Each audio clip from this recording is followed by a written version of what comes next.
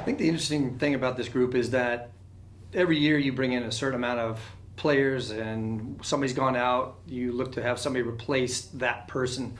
With this group, there's something different about this group that us as a staff really enjoy, and I think it's the fact that sometimes when you have so many weapons, you're not exactly sure who's going to be the best fit. So I think the assessment on this team will be who actually is the right fit for the person next to them, and then defensively moving to the midfield, tying in with the midfield, and then that same responsibilities of who plays next to each other, and then that midfield tying in with the attacking front. And again, the same thing, who's going to be working well with each other. So I think, like you're seeing a lot in even the pro game, when a lot of players get brought in, on paper you might say, man, that's a really strong team.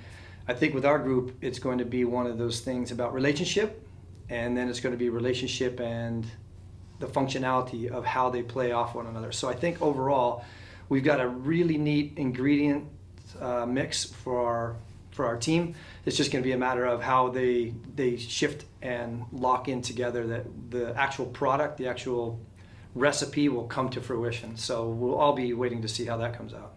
The leadership, from what we have worked on this summer, we've got 4 main guys. We've got a secondary group that's working under them. So I would say our leadership group's probably anywhere from 4 to 7 strong.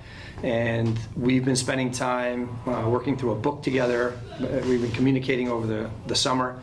I think in the end, we've got the right mix of people that are the senior group. There's enough of them, and I think that they're committed to the point that they're gonna separate their personal desires and the team desires in the right boxes, and then they're going to bring them together and pull this ship along, so to speak. I think we have the right mix of leadership that's going to make it move forward in a healthy way, and I think that they're willing to do something that I think is very hard in leadership, which is commit to standing firm versus maybe, as we would say, take the political correct view and not rock the boat. I think they're right in that place where they've done some training.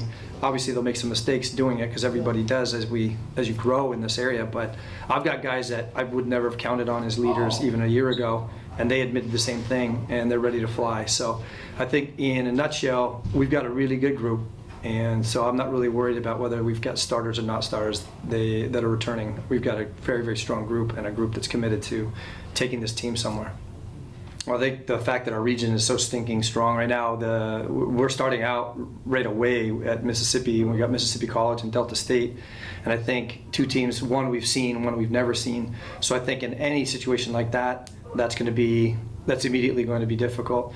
We return home, and then we've got West Alabama, and West Alabama's been a team that's consistently a power player now towards, if they're not in the NCAAs, they're running the show in the Gulf South. And then honestly, when it comes to conference, we've got everybody. I mean, really, there's just no one that you can sleep on. So there's obviously the main people that have become rivalries, like a Lynn University, but now Tampa, Florida Tech, PBA, Eckerd.